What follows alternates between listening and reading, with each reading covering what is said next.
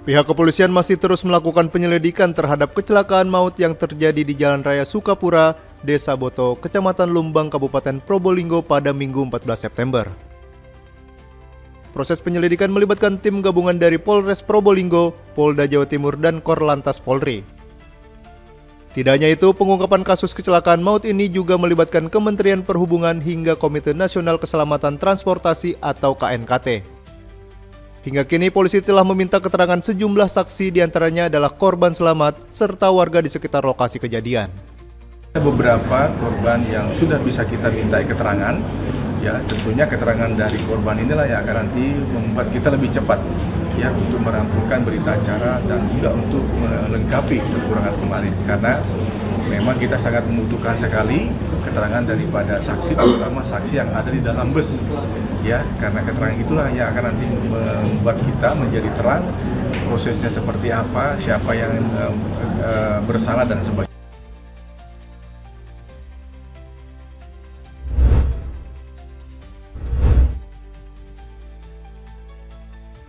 Komisi Pemberantasan Korupsi atau KPK masih melakukan pendalaman terhadap kasus dugaan pemerasan dalam pengurusan rencana penggunaan tenaga kerja asing atau RPTKA di Kementerian Ketenagakerjaan.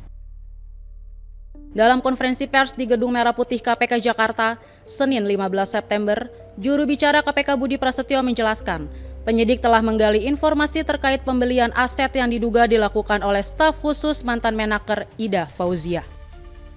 Budi menegaskan penyidik masih membuka peluang untuk memanggil saksi lain, termasuk diantaranya Ida Fauziah, guna mendalami aliran dana yang diduga terkait dengan perkara ini. Setiap keterangan dari para saksi yang sudah didalami tentu nanti akan dianalisis kebutuhannya seperti apa untuk kemudian mengkonfirmasi kepada saksi-saksi lainnya. Dan jika itu dibutuhkan kepada pihak siapapun yang memang dibutuhkan keterangannya, dibutuhkan informasinya, tentu penyidik akan melakukan pemanggilan untuk dimintai keterangan. Kasus dugaan pemerasan RPTKA ini diduga sudah berlangsung sejak era Menteri Tenaga Kerja Abdul Muhaimin Iskandar pada 2009 silam dan terus berlanjut hingga masa jabatan Ida Fauziah pada 2019 sampai 2024. Pada periode terakhir, ASN di Kementerian Ketenagakerjaan diduga mengumpulkan sekitar 53,7 miliar rupiah dari pengurusan RPTKA.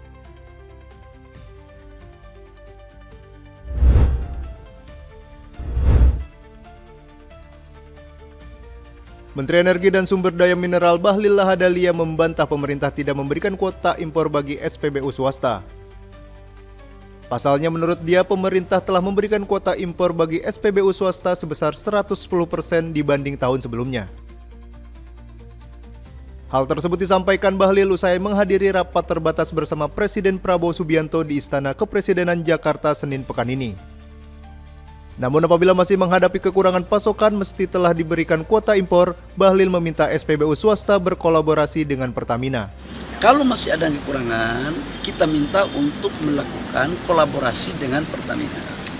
Kenapa? Karena ini terkait dengan hajat hidup orang banyak. Cabang-cabang industri yang menyangkut hajat hidup orang banyak itu harus tetap dikontrol oleh negara.